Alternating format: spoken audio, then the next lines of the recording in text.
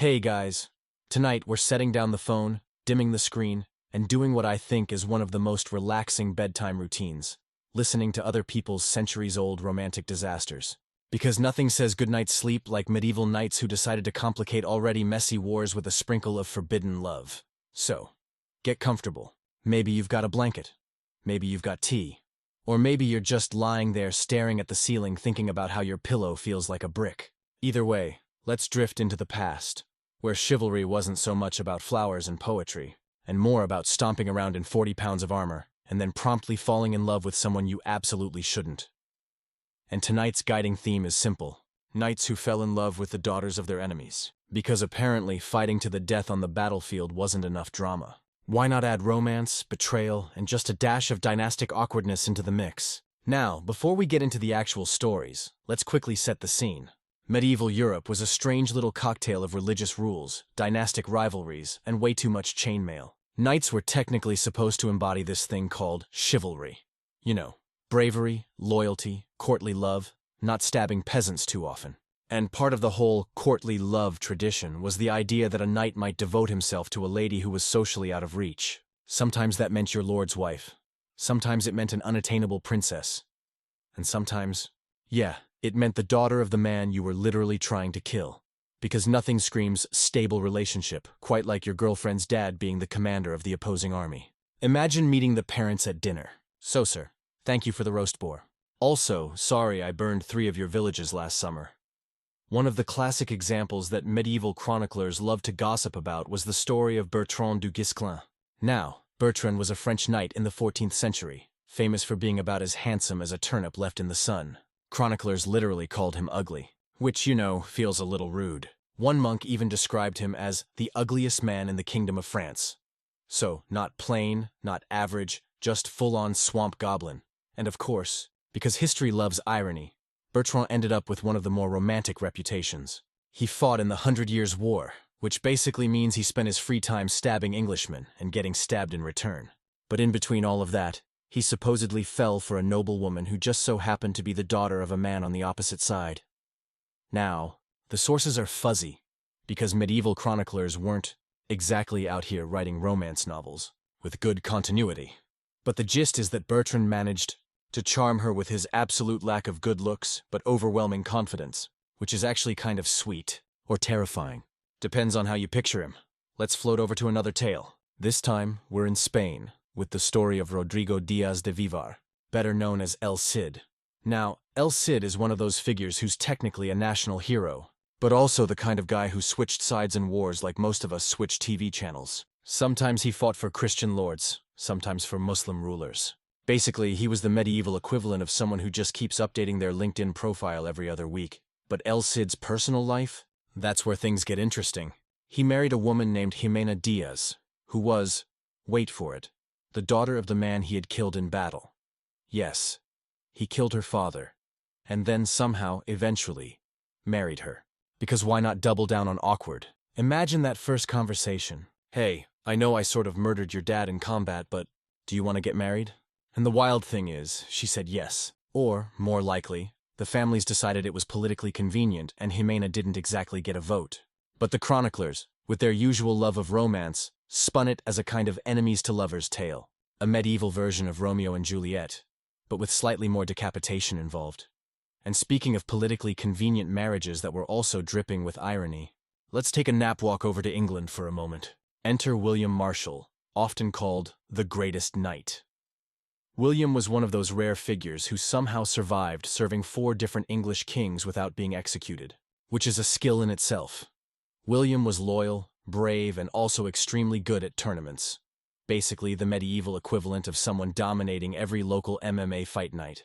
But what makes his story relevant here is that he married Isabel de Clare, daughter of one of the most powerful Anglo-Norman lords, who just so happened to be a man William's allies had previously fought bitterly against. It wasn't exactly, "I met her across enemy lines in the moonlight." It was more like, "Your dad hated me, but now I own half your castles, so let's call it a win-win." Still, it played into the same pattern, knights constantly finding themselves tied, romantically or politically, to the very people they were supposed to be destroying. Now, a fun little side note. Medieval romances? The actual literature. not the real-life messy marriages, were obsessed with this trope.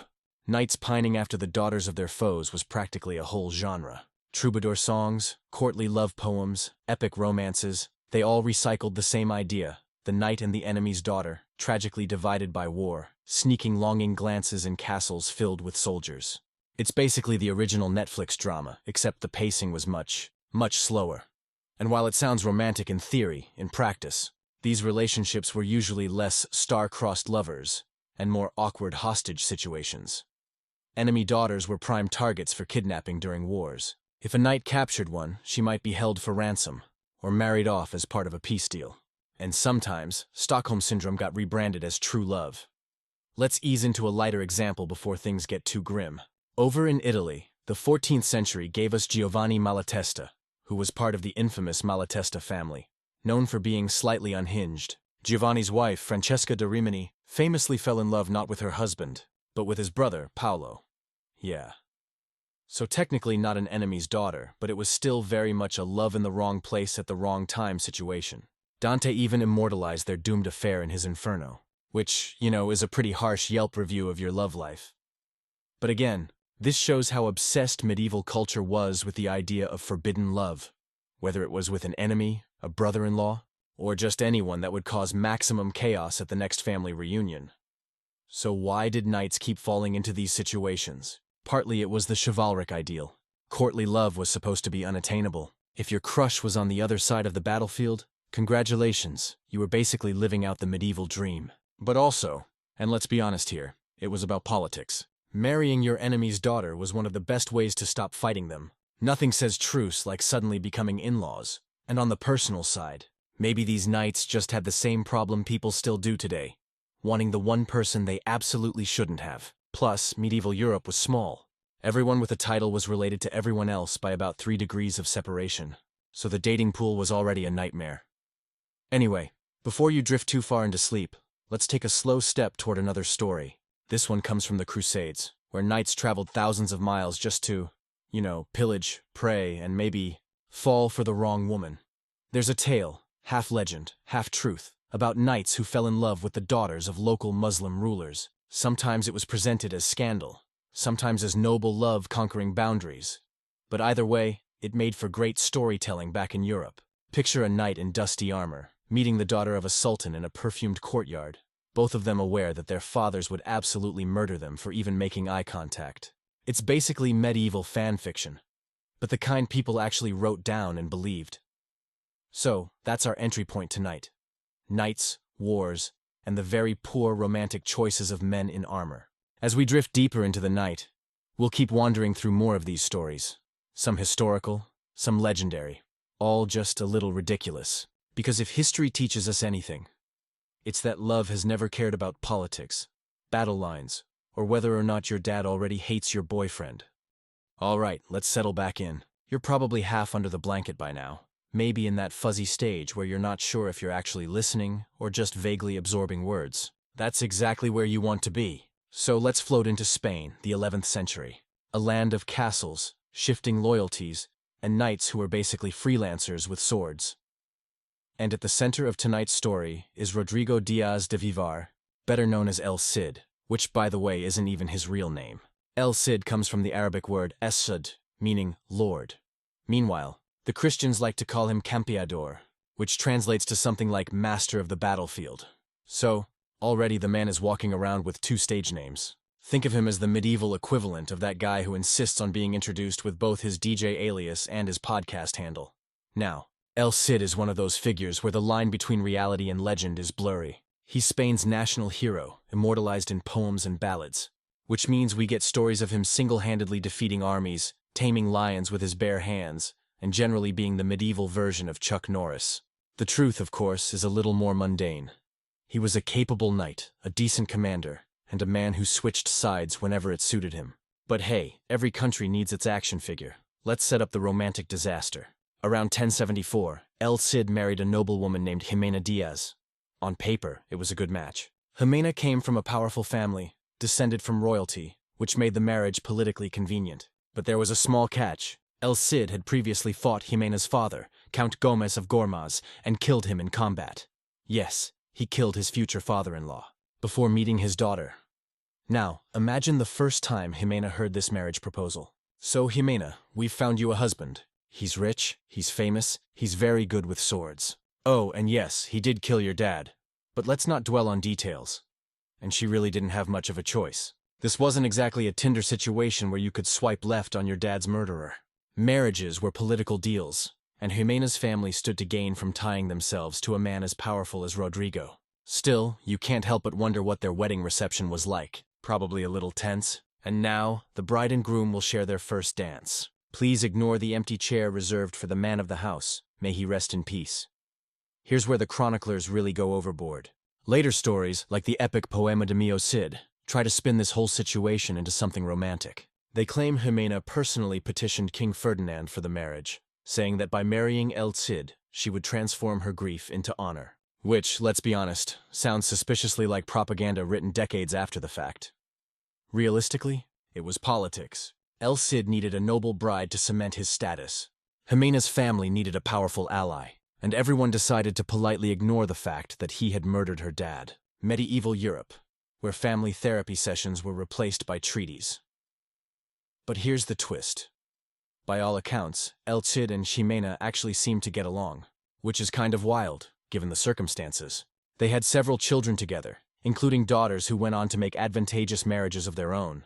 Chroniclers describe Jimena as loyal and supportive, especially later in life when El Cid was exiled and wandering Spain looking for work like a nightly freelancer on Craigslist. When El Cid eventually carved out his own little kingdom in Valencia, Jimena ruled alongside him, and after he died in 1099, she actually held on to power in the city for another 2 years, stubbornly maintaining control until the Almoravids finally pushed her out. Which means Jimena wasn't just a pawn in someone else's political chess game. She was smart, capable, and apparently really good at managing a city full of mercenaries. Now I know what you're thinking. How did Jimena really feel about marrying the guy who killed her dad? Unfortunately, we don't get her diary entries. We only get chronicles written by monks who were too busy moralizing about God's will to capture anyone's actual emotions. But we can guess. Maybe she hated him at first. Maybe she tolerated him out of duty. Or maybe, and this is the bedtime romantic version, maybe she genuinely grew to love him. Stranger things have happened. Humans are messy like that. But whether it was love, obligation, or just mutual respect forged over years of survival, their marriage actually held, which already puts them ahead of most royal couples of the time. Now, let's zoom out a little and look at why this story fascinated people for centuries. Because El Cid wasn't the only knight to end up with an enemy's daughter, but his case had that perfect mix of irony and drama. The national hero, the noblewoman, the father slain in battle, and the marriage that turned enemies into family. It was the stuff of legend, and legend makers milked it for all it was worth. The Poema de Mio Cid in particular treats Jimena almost like a side character in Rodrigo's epic journey. She appears at the right times, says the right noble words, and basically acts as the loyal medieval wife prototype. But if you read between the lines, you can see her importance. She's the bridge between El Cid the mercenary and El Cid the legitimate lord. Without Jimena, he's just another wandering knight. With her, he becomes part of the aristocratic network. So really, she's the quiet linchpin holding the legend together. And because bedtime history loves a little irony, let's point out this. El Cid was held up as the paragon of Christian knighthood, the great warrior against the Moors. But the reality? He spent years fighting for Muslim rulers, collecting paychecks from them, and happily switching sides when it suited him. His marriage to Jimena may have been framed as the ultimate Christian romance. But in practice, Rodrigo was less about ideals and more about survival. He wasn't a knight in shining armor. He was a man in slightly dented armor who knew how to play the game. Now, as we drift further into this story, let's take a sleepy walk through the final chapter of their lives. After El Cid's death, legend says Jimena actually displayed his embalmed body on horseback, propped up and fully armed to inspire his soldiers in battle. Supposedly, the sight of their dead lord riding out was enough to terrify the enemy into retreat, which is, admittedly, both extremely metal and extremely creepy. The more likely version is that Jimena did her best to hold Valencia together for 2 years, balancing fragile alliances before being forced to abandon the city. She returned to Castile, bringing El Cid's body with her, and had him buried at the monastery of San Pedro de Cardeña. And there she faded from the records, slipping quietly out of history, which is, in its own way, a peaceful ending. After a lifetime of war, betrayal, and awkward family dinners, Jimena finally got to rest. So, that's the love story of El Cid and Jimena. Equal parts tragic, ironic, and weirdly inspiring. It's one of those tales that's been polished into legend. But at its core, it's just two people trying to navigate a world where politics and personal lives collided in messy ways. And maybe, just maybe, they actually found something real along the way. And with that, let's take another slow step sideways in history. Because El Cid wasn't the only knight with questionable romantic timing.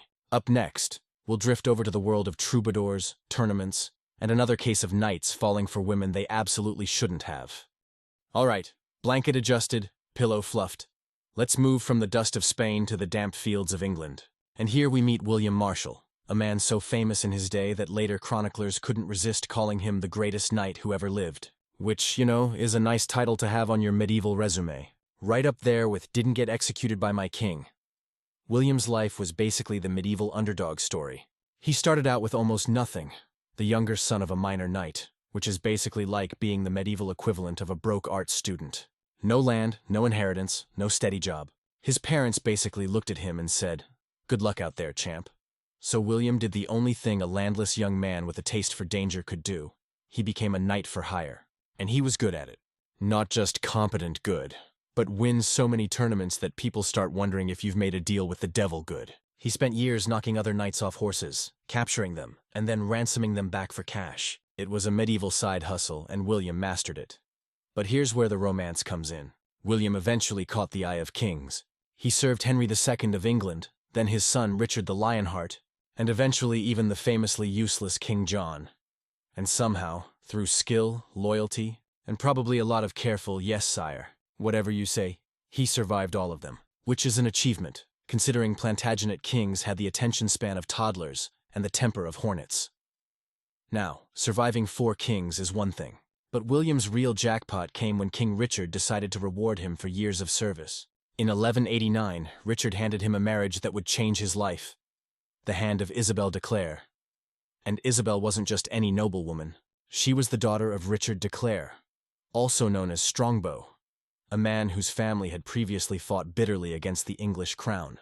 So yes, William was marrying into what had once been enemy territory. The Anglo-Norman lords of Ireland, Isabel's family, weren't exactly on friendly terms with William's royal employers, which made this union less about love at first sight and more about Richard the Lionheart saying, "Congratulations, William, you now own a chunk of Ireland. Try not to set it on fire."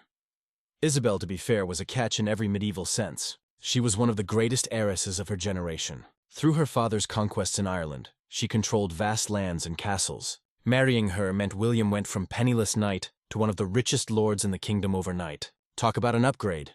It was basically medieval winning the lottery, except instead of money you got land, vassals, and endless headaches trying to govern them. So was it a love match? Honestly, no. It was politics. Richard wanted a loyal supporter in control of Ireland, and William wanted to not die poor. But here's the twist. By all accounts, William and Isabel actually built a functional, even affectionate marriage. Which is saying something, given that most arranged marriages of the time were about as warm as a damp stone wall. Now, Isabel herself is harder to see in the records, because, of course, chroniclers weren't exactly rushing to record women's voices.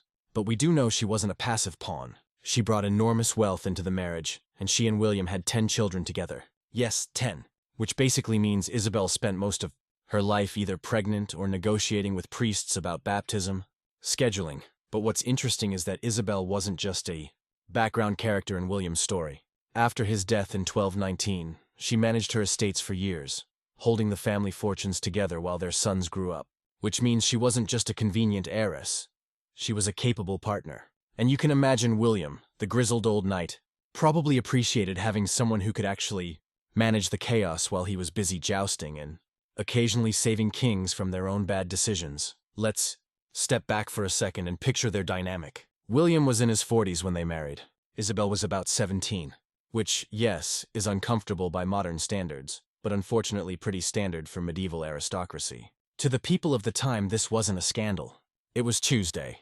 William got stability. Isabel got a powerful protector and husband who, crucially, wasn't a total disaster. That last part sounds minor, but trust me, Compared to many marriages of the period, it was basically a jackpot. Because remember, Isabel could have been married off to some reckless baron with a drinking problem, or worse, a cousin with enough inbreeding to double as a family tree diagram. Instead, she got William Marshall, a man famous for his honor, his loyalty, and his ability to not embarrass himself constantly in public. The bar was low, but William cleared it. And in the sleepy romantic sense, their story does have warmth. Chroniclers describe William as respectful to his wife and protective of her inheritance. They built a dynasty together, and unlike so many marriages forged out of politics, theirs didn't immediately descend into betrayal, annulments, or accidental poisonings, which in medieval terms basically counts as a fairy tale. William also had that rare quality of actually being admired after death. In 1219, when he finally died in his 70s, ancient by knightly standards, even his enemies admitted he'd been a remarkable man. His funeral was attended by royalty, and his memory lingered for generations.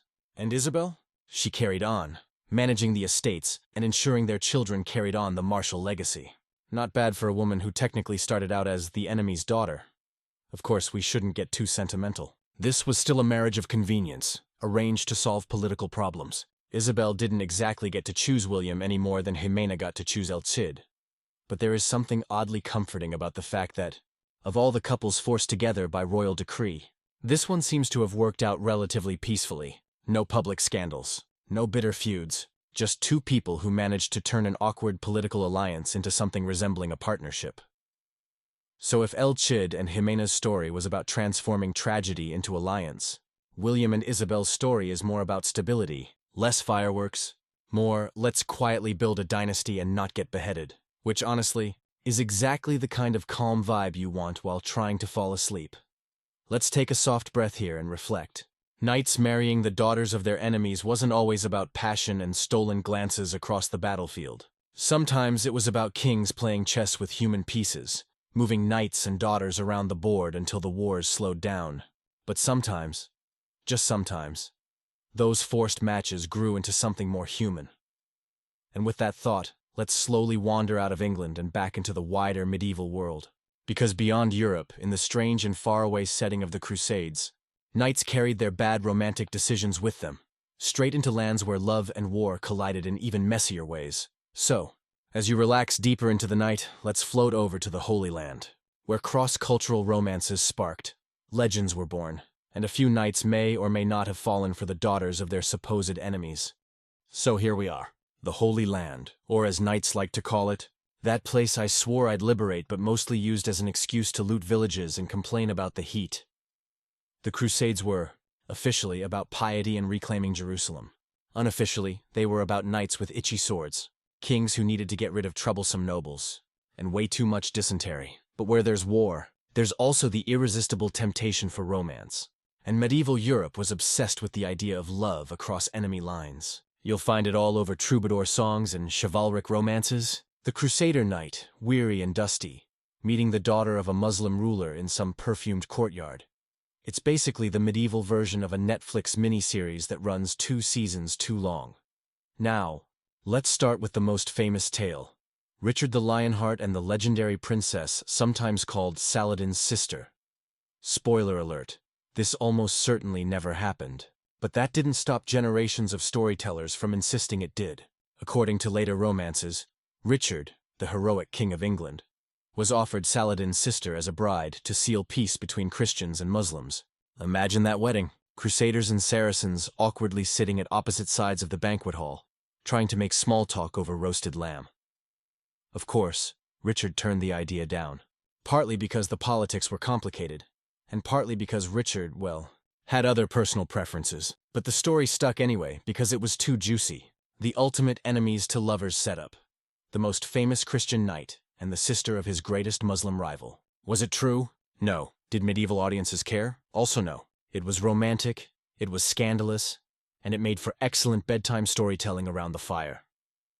But let's look at something with a little more evidence. The Crusader states, those little Christian kingdoms carved out in the Middle East, were full of marriages between European knights and local noblewomen. And sometimes those women weren't just fellow Christians, they were converts, or even daughters of Muslim rulers who agreed to alliances. One story involves Bohemond Vray of Antioch, one of the big-name Crusader leaders. Bohemond, by the way, was a giant of a man, described as terrifyingly tall with a shock of blonde hair.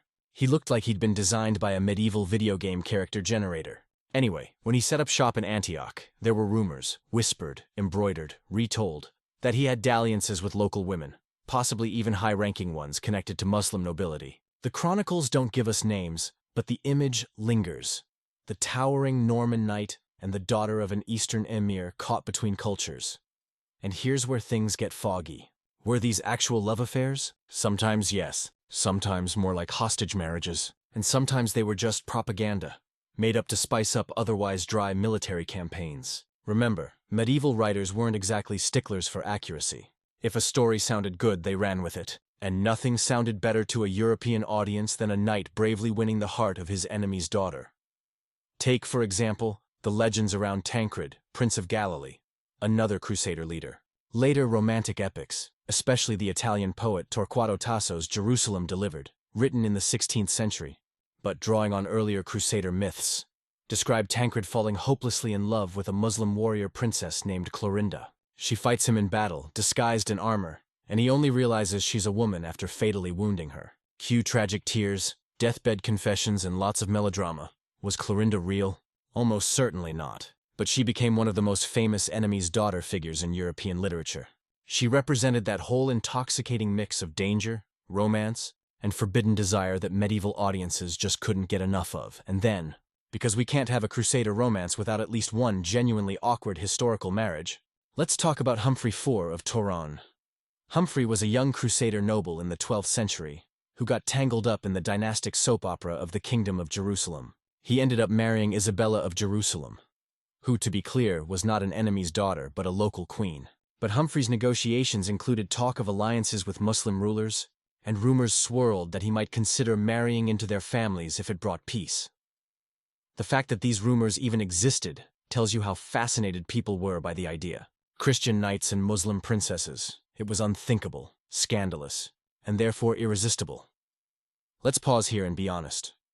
Most of these stories were exaggerated, romanticized, or flat-out invented. Knights weren't exactly wandering around falling in love across cultural lines every other week. Most of them were too busy pillaging goats. But the idea persisted because it fed into that courtly love tradition we talked about earlier. The unattainable lady, the impossible romance, the tragic ending. And in a way, it says something about how medieval people processed war. The Crusades were brutal, messy, and often pointless. Wrapping them in a romantic narrative, knights falling for their enemies' daughters, gave people a way to make sense of the chaos. It turned endless sieges and desert marches into something more like a bedtime story, a story you could sigh over instead of just groan. Now, before we drift away from the Crusader states, let's touch on one last thread.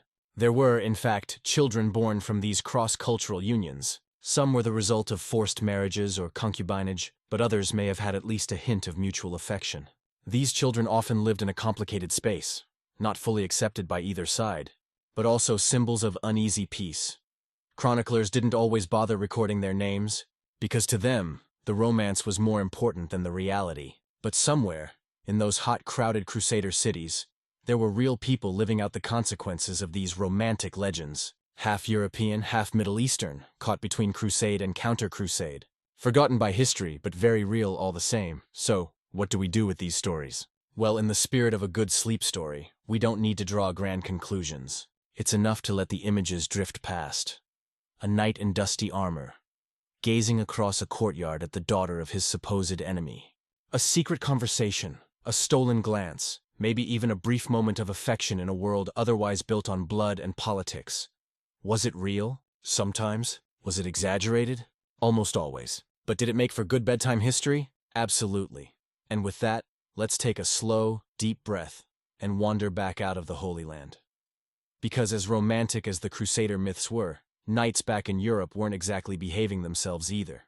In the castles and courts of France, England, and Italy, knights were still falling in love with women they really shouldn't have. Daughters of rivals, wives of lords, and occasionally their own cousins. Because of course they were.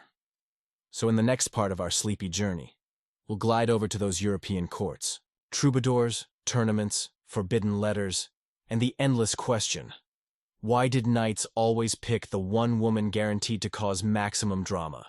So, Knights didn't really need an exotic battlefield to make bad romantic choices. The courts of Europe were already brimming with forbidden love, awkward alliances, and daughters caught in the middle. In fact, you could argue that falling for your enemy's daughter was practically a knightly pastime. Forget jousting and crusading.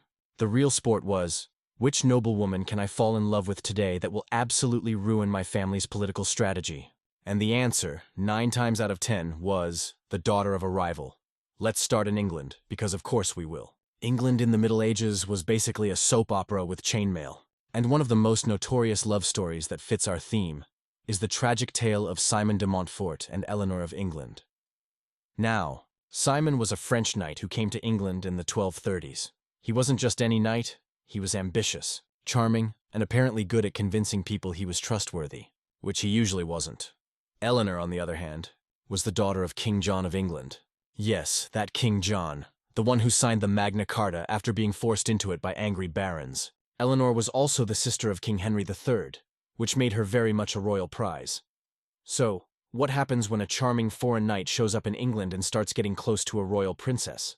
Scandal, naturally. Eleanor and Simon secretly married in 1238, and when the news broke, the English nobility collectively lost their minds. They accused Simon of social climbing, of betraying the king's trust, and generally of punching way above his knightly weight class. And to be fair, they weren't wrong.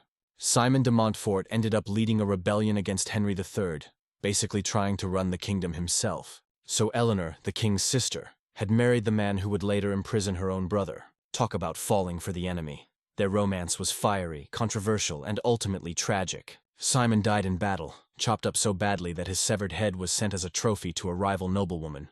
Eleanor fled to France, grieving, her once powerful love story reduced to a cautionary tale. Still, for a brief moment they embodied that dangerous, irresistible trope. Knight plus enemy's daughter equals chaos.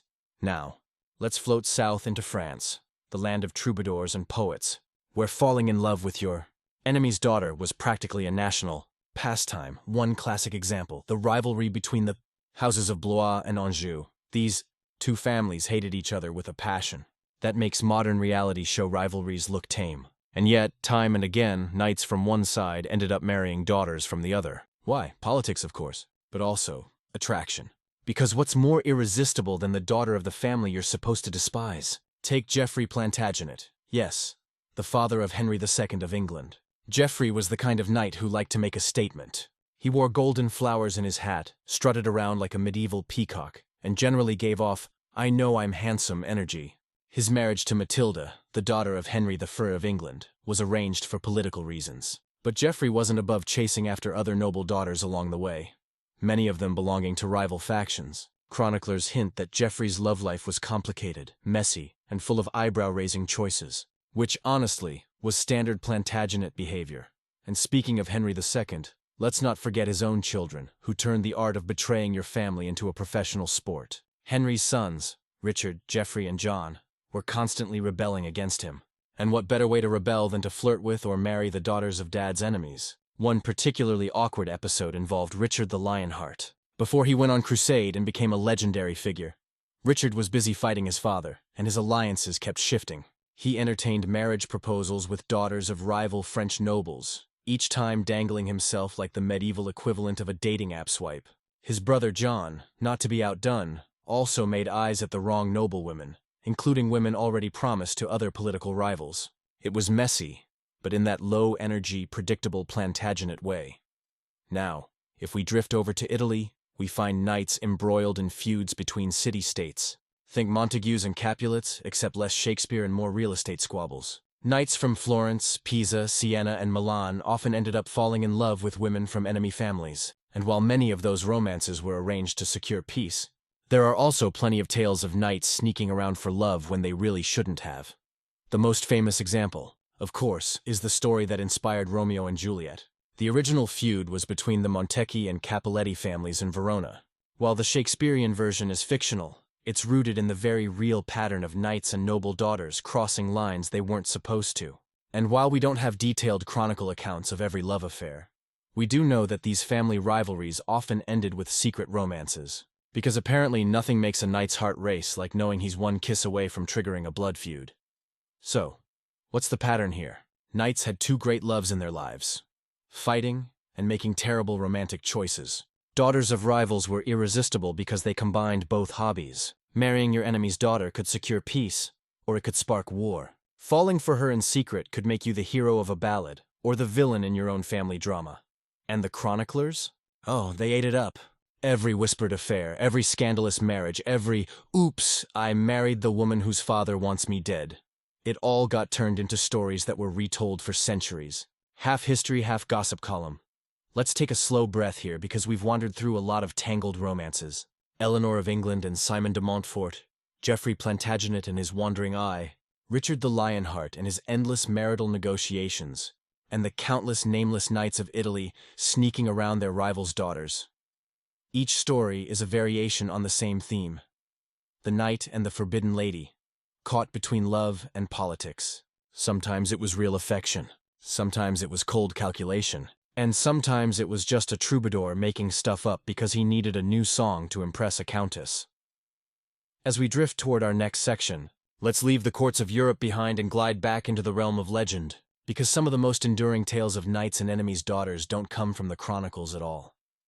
They come from the world of Arthurian romance. Lancelot, Tristan, Isolde, Guinevere, all those dreamy, doomed stories of knights falling in love with women they were absolutely not supposed to.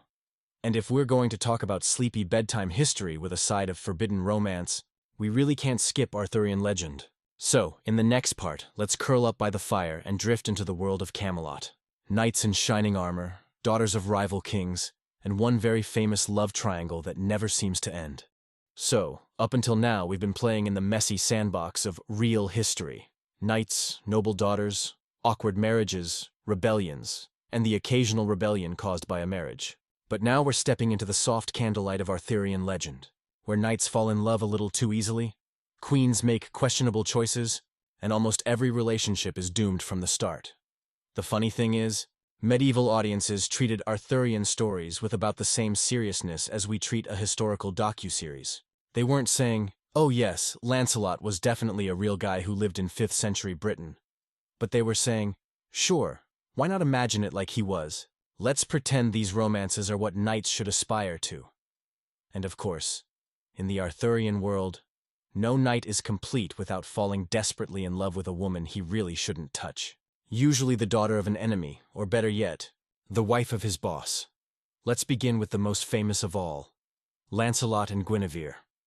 Guinevere, in most versions, is the daughter of a noble king, sometimes an enemy of Arthur, sometimes just a politically important ally. Either way, her marriage to King Arthur is meant to seal alliances and give Camelot a queen. But then along comes Lancelot, tall, handsome, good at tournaments, great hair, basically the medieval dreamboat knight. And naturally, Lancelot falls hopelessly in love with Guinevere. Not just a little crush. We're talking the kind of love where he writes poetry about her glove, faints dramatically when she looks away, and risks entire kingdoms just to sit near her at dinner. For Guinevere, it's equally disastrous. She's the queen, she's Arthur's wife, she's supposed to embody virtue. But the Arthurian storytellers couldn't resist the drama of temptation, and so Guinevere becomes the ultimate forbidden lady. Not exactly an enemy's daughter, but worse. She's the daughter who became your king's wife. In other words, the one woman you really shouldn't be chasing, which naturally made her irresistible to Lancelot. Their love affair dragged on through countless retellings, sometimes tender, sometimes messy, always ending in chaos. Eventually, it helps bring down Camelot itself, all because a knight and a queen couldn't resist each other. Now, let's float over to another tragic pair, Tristan and Isolde.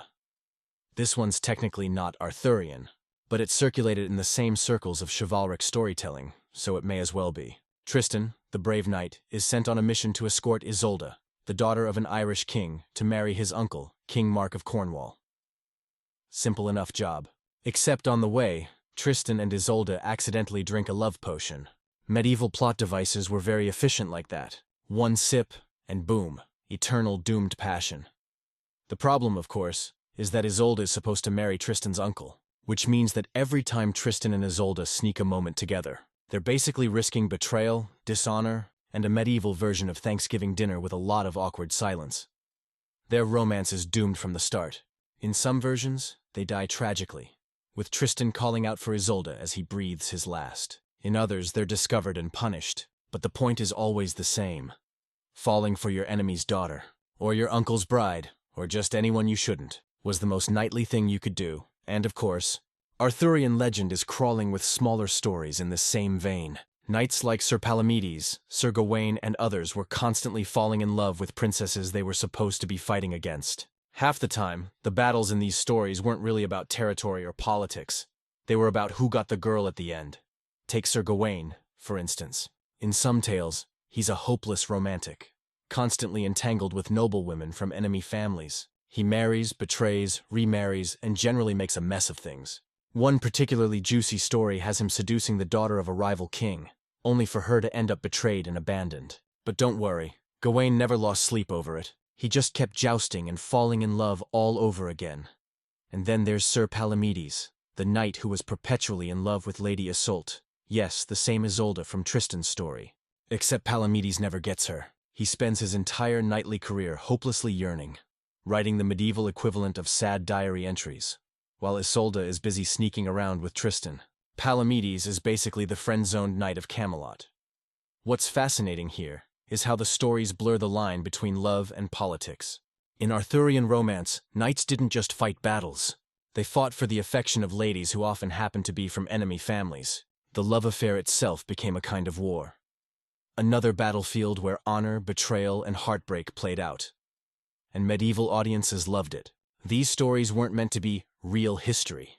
They were bedtime tales for the nobility, a way of exploring what knights should feel like, even if no knight in real life was actually writing poetry about a queen's handkerchief. But here's the funny part. Because these stories were so popular, knights in the real world sometimes started imitating them, which means you had actual medieval nobles trying to act like Lancelot or Tristan, falling in love with their rivals' daughters, and then being shocked when real politics didn't wrap up neatly like a chivalric ballad. Let's take a slow breath and let that sink in. The line between legend and history was thin. Knights may not have really rescued Saracen princesses or fainted at the sight of a queen's smile, but they certainly believed they could, and in believing it, they sometimes acted it out. So whether we're talking about Camelot or Cornwall, or even the dusty courts of France, the pattern holds.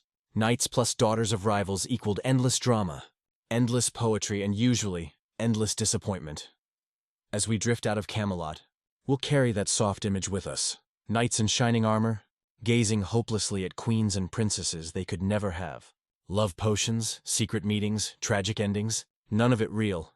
And yet somehow all of it shaping the way knights thought about love and honor for centuries. Because in the end, whether it was Lancelot and Guinevere, or Tristan and Isolde, or just some nameless knight sneaking glances at the daughter of his rival lord, it was all the same story, and medieval audiences never got tired of hearing it. And now, let's gently leave the realm of myth and legend and glide back to real history again. Because while Arthurian romances were full of doomed love, the real medieval courts were no less dramatic. Kings, dukes, and even emperors were marrying their enemies' daughters all the time, usually for politics, but sometimes with a touch of romance. And the results were, well, let's just say mixed. So, in the next part of our sleepy journey, we'll explore those dynastic marriages where knights and rulers actually did marry their rivals' daughters. Not for poetry, but for power.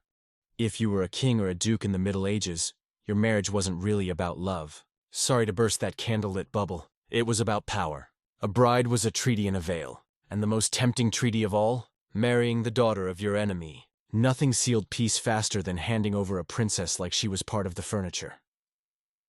Of course, the marriages rarely worked out smoothly, because marrying your rival's daughter might stop one war, but it almost always planted the seeds for the next. Let's start with one of the most famous marriages of enemies in all medieval Europe, Henry II of England and Eleanor of Aquitaine. Now, Eleanor wasn't exactly the daughter of Henry's sworn enemy. She was worse. She had just divorced the King of France, Louis VII, when she married Henry, who at the time was Louis's bitter rival. To say this caused tension would be the understatement of the century. It was basically like marrying your enemy's ex-wife the second the ink dried on the divorce papers. Louis was furious. The French court was scandalized. And Eleanor? She seemed perfectly happy about the drama. By marrying Henry, she brought him the vast, wealthy duchy of Aquitaine, instantly making him one of the most powerful rulers in Europe. Their union gave birth to the Plantagenet dynasty and half a dozen very troubled royal children, including Richard the Lionheart and John. Yes, the one with all the bad press. Love story? Probably not. Political story? Absolutely. But medieval chroniclers couldn't resist adding little flourishes of romance, because it was too delicious not to imagine. The queen who left the King of France and ran straight into the arms of his greatest enemy. Eleanor always had a flair for the dramatic. Now let's move over to Spain, where dynastic marriages were practically a sport. One of the most famous examples is Isabella of Castile and Ferdinand of Aragon. These two are often remembered as the Catholic monarchs who sponsored Columbus and unified Spain. But before they tied the knot, Castile and Aragon were not exactly best friends. Their families had spent generations bickering, feuding, and occasionally stabbing each other. So their marriage in 1469 was both shocking and brilliant. The daughter of one rival kingdom marrying the heir of another. Suddenly, the two houses that couldn't stop fighting were bound together in one very ambitious couple. Was it a love match? Some say yes, at least by medieval standards. Isabella insisted on choosing Ferdinand herself, which was unusual for the time. Chroniclers describe them as genuinely affectionate, which, in royal marriage terms, basically means they occasionally spoke to each other. But let's be real, it was mostly about empire building, and in that sense it worked spectacularly. Still, you can almost picture the whispers in noble courts. Oh, so now the daughter of Castile is in bed with Aragon? Literally? Interesting. Let's slide north again, up into the cold halls of Scandinavia, because even the Vikings couldn't resist marrying their enemies' daughters. In the 10th century, Harald Bluetooth of Denmark, yes, the guy whose name is now on your phone, strengthened his rule by marrying Tove of the Obotrites, a Slavic princess. Her father had been Harald's enemy, clashing with Danish armies, but marriage turned enemy into ally, at least for a while. Harald even built a church in Tove's honor, which was about as romantic as a Viking king got. Did Harald love Tove? Who knows? But the fact that their union is remembered in stone suggests she wasn't just a political pawn. She was, at the very least, the enemy's daughter who secured Harald's legacy. And now, centuries later, her husband's name beams out every time someone connects a wireless headset. So that worked out. And then there's the classic, marry your enemy's daughter and regret it immediately tale. Margaret Tudor and James IV of Scotland. Margaret was the daughter of Henry VII of England, while James was the King of Scotland. The two kingdoms had been at each other's throats for centuries. But in 1503, Margaret and James were married in the so-called Treaty of Perpetual Peace. Spoiler alert, the peace lasted about 10 years. Margaret was only 13 at the time. James was 30, and while their marriage did produce children, it didn't stop the endless wars between England and Scotland. James eventually died at the Battle of Flodden, fighting against Margaret's brother, Henry VIII. Imagine the family dinner conversation. So, darling, I'm off to war, against your brother. Wish me luck. Still, their marriage had long-term consequences. Their great-grandson, James VI of Scotland, would eventually inherit the English throne, uniting the crowns. So in the end, marrying the enemy's daughter worked, just with about a century of bloodshed in between. And perhaps the most dramatic of all, Mary, Queen of Scots marrying Lord Darnley. Now, Mary wasn't exactly marrying the daughter of an enemy, but she was constantly surrounded by marriage proposals that would have tied her to rival houses across Europe. When she chose Henry Stuart, Lord Darnley, she was basically marrying a man who was both her cousin and her political liability. The nobility hated him, the marriage caused rebellions, and Darnley turned out to be violent and unreliable. Oh, and he was eventually murdered under very suspicious circumstances. Mary's love life became a European scandal, a queen marrying badly, tied to enemies and rivals, until eventually she lost her crown. It's the ultimate cautionary tale of what happens when politics and passion get tangled up in dynastic marriages. If we zoom out, a pattern emerges. Marrying your enemy's daughter was like putting a bandage on a sword wound. It looked good on the wedding day. It made everyone smile for a brief moment. But underneath, the hostility was still festering. Alliances shifted, wars resumed, and the poor princess caught in the middle often paid the price. Sometimes she ended up widowed, sometimes imprisoned, sometimes quietly fading into the background while her husband went off to fight her family again. And yet, the allure of the idea never faded. Marrying the enemy's daughter was irresistible because it promised the impossible. Peace, love, and the merging of rival houses. It was a fantasy as much as a political tool, which is why the troubadours and chroniclers never stopped writing about it. So, as we take a slow breath here, we can let those images drift past. Eleanor of Aquitaine sweeping from one rival king to another. Isabella of Castile clasping hands with Ferdinand of Aragon. Margaret Tudor, barely a teenager, walking north to Scotland to wed her father's old foe. Each one a story of politics dressed up as love. Each one a reminder that even in the Middle Ages, marriage was less about romance and more about strategy. But if you squint, just a little, you can still see the flicker of affection, the possibility of genuine love across enemy lines, and maybe that's why these stories still echo. In the next part of our sleepy ramble, let's glide into something a little different. Not just knights and kings, but the ordinary legends and folk tales that spun around the theme of forbidden love. The village romances, the ballads, the songs that told of shepherds and maidens falling for rivals' children. Because sometimes the most charming stories weren't about kings at all, but about two ordinary people caught up in extraordinary feuds. And don't worry, just like everything else in medieval romance, they almost never ended well. If royal marriages were cold chess games, folk romances were the opposite. They were messy, tragic, and sometimes oddly funny. The people who sang them weren't trying to record history. They were trying to pass the time, maybe soften heartbreak, and of course dramatize their neighbors' misfortunes. And nothing made for a better story than forbidden love, especially when it involved two families glaring across a muddy field, or two villages that couldn't agree on who actually owned a strip of pasture. Out of those feuds came some of the oldest and sleepiest ballads in Europe. Let's start with one of the best known, Barbara Allen. This Scottish and English ballad was sung endlessly from the 1600s onward, and honestly, if you hear it once, it'll rattle around in your head like a lullaby. The story is simple.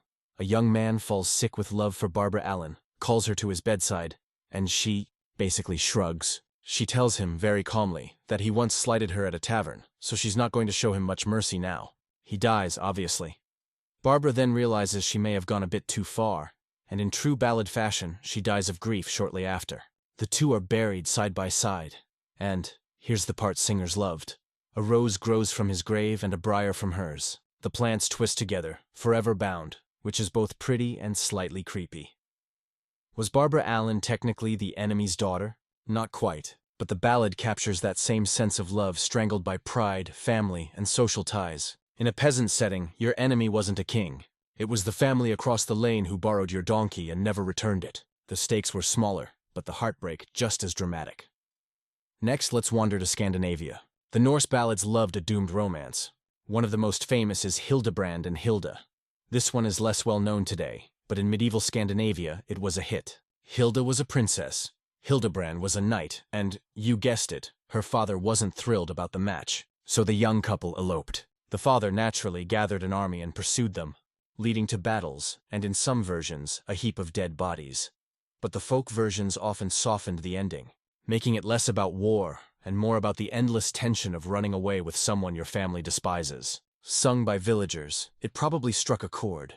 You didn't need to be royalty to understand the pain of choosing between family loyalty and your heart. In a small village, defying your parents could mean losing your entire support system. And yet, the songs always leaned into the romance, the idea that love was worth the feud, or at least worth a really good ballad. Now let's drift over to Ireland, where forbidden love ballads were practically a cottage industry. One of the most haunting is Lord Gregory, though there are about 20 versions under different names, because folk singers never agreed on anything. In the most common version, a young woman comes to Lord Gregory's castle by night, carrying their illegitimate child. She begs to be let in, but Gregory's mother, the classic villain in these stories, tells him to ignore her. The girl waits outside in the cold, sings a few tragic verses about betrayal, and dies. In some versions, Gregory eventually realizes what's happened, rushes outside, and finds her body. Too late, of course. He mourns, the audience sighs, and the ballad ends. It's not technically about the enemy's daughter, but it carries the same energy, love smothered by family interference.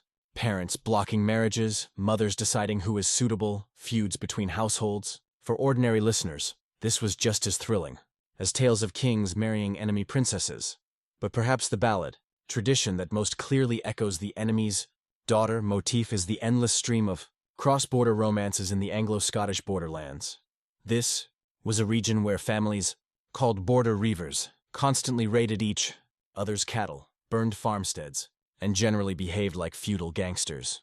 And naturally, Out of all that chaos came songs about sons and daughters falling in love across enemy lines. Take the Douglas tragedy. In this ballad, a young man carries off Lady Margaret against her family's wishes. Her brothers pursue them, a bloody fight ensues, and Margaret dies either from wounds or heartbreak. She asks to be buried with her lover, and the cycle of doomed romance continues. What's striking is how often these ballads end with both lovers dead, lying side by side. It's like the singers weren't even pretending that love could conquer family feuds. Instead, the message was clear. If you dare to love across enemy lines, prepare for tragedy. But also, prepare for your neighbors to sing about it for centuries, because that's apparently how entertainment worked. And here's a fun thought. These ballads were probably sung to help people sleep, not in the soothing modern history ASMR way, but in the sense that a repetitive, droning melody about doomed lovers could lull you into a trance. Verses would cycle again and again, with slight variations, until you either wept quietly or nodded off. Imagine a medieval peasant child, curled up by the hearth, drifting off to lines like, "She's buried at the north side, and he's buried at the west. The roses and the briars grew above their rest." Not exactly twinkle twinkle, but it worked. If we zoom out, the folk ballads and peasant tales mirror the royal stories we've already wandered through. Whether it was a knight and princess, or just a farmhand and a miller's daughter, the theme stayed the same. Love across family lines was thrilling, forbidden, and almost always tragic. The royals had treaties and castles at stake.